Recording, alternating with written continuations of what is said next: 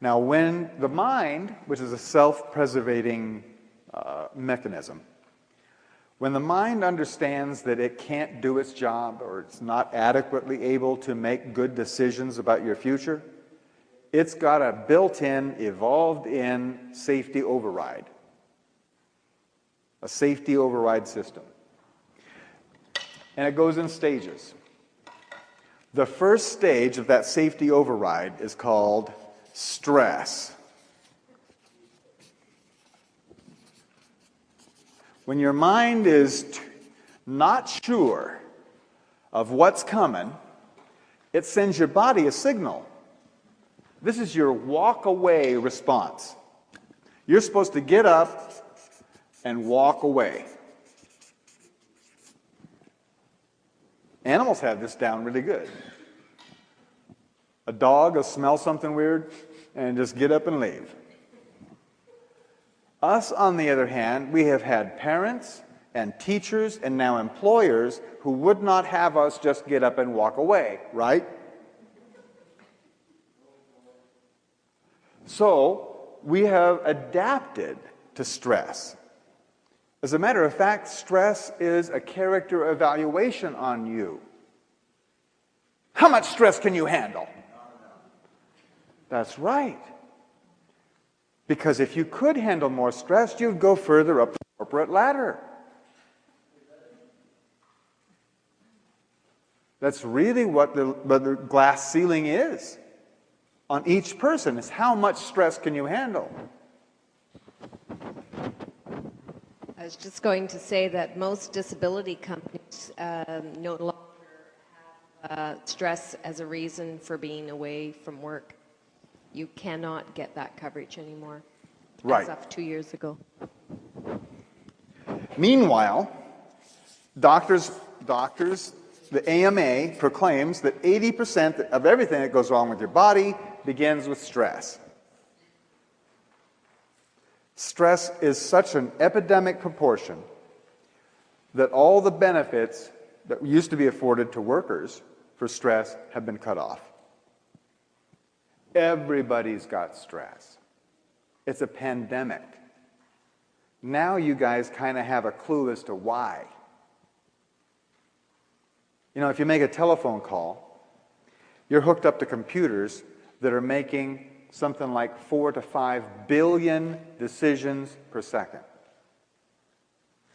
Your mind is doing 24.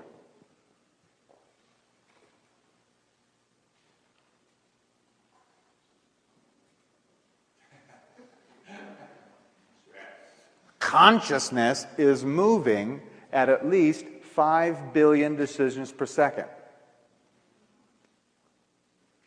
You understand that consciousness is as fast as you can realize? So now we're talking about nanoseconds, which is 1/1000th of a second. I mean, 100,000th of a second.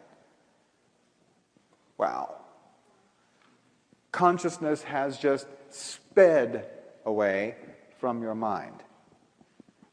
It used to be when this territory was settled, the people who settled it built everything in their house.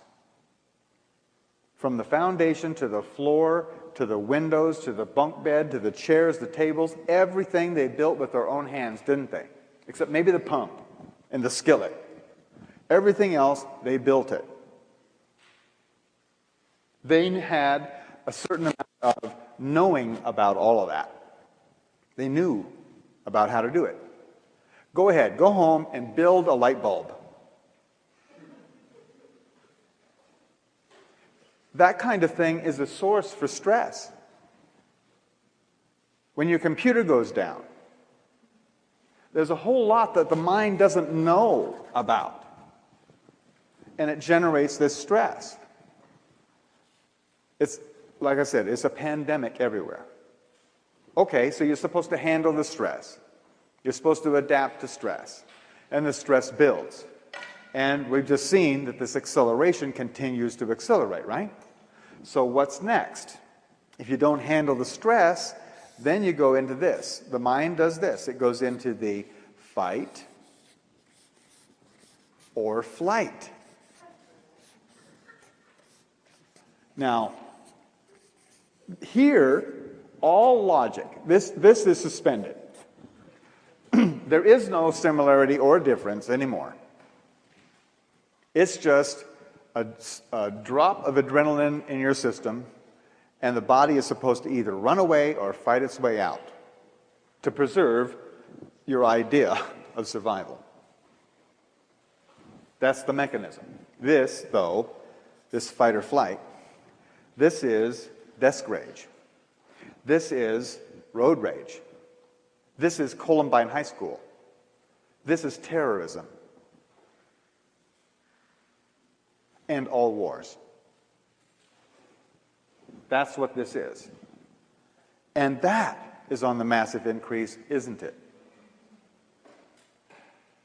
So what happens if you can't fight your way out, you can't run away? For instance, if you go and punch the boss in the nose, or your teacher, then you're going to end up in jail or at least out of a job, right? So if you can't fight your way out, you can't run away, what's left? This. Oh, I want bigger. There's one last-ditch effort on the part of the mind to survive this.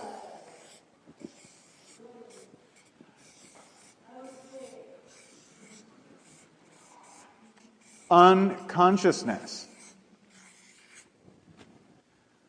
If you can't run away or fight your way out, unconscious. What are you supposed to do if a bear attacks you? You're supposed to play dead. Maybe he'll only eat your arm.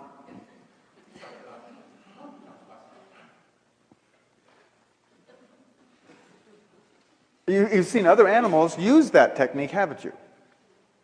Just, they get caught and they just turn over on their back, put their belly up in the air and their legs, and they play dead. It is a survival tactic. It just also happens to be the mother of all addictions and the father of all suicides. Basically, this is a denial of experience. And the Southern Belle don't faint dead away. Thump. What happened here? No one clubbed this woman in the head. She just decided to deny the experience. Didn't she? All addictions are a person's chosen method to remain unconscious. And it doesn't matter if it's alcohol, or if it's drugs, or if it's work, or gambling, or shopping, or sitcoms. All addictions are a chosen method to stay unconscious. And how many people do you know, yourself excluded,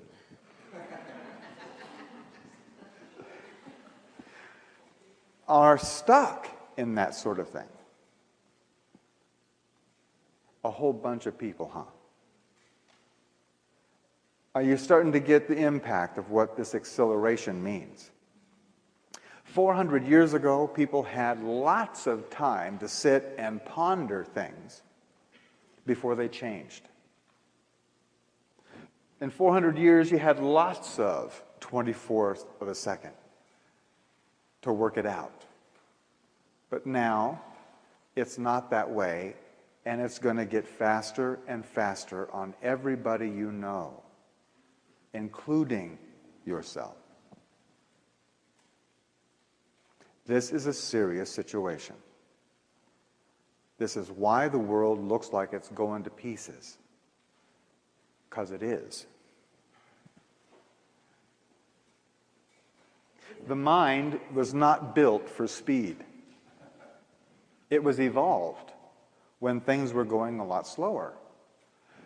Trying to keep your mind up to speed is sort of like taking your donkey for a run behind the family station wagon at 75 miles an hour. It's just not pretty. But that's what's happening to everyone. And it's going to get even more dramatic in the future.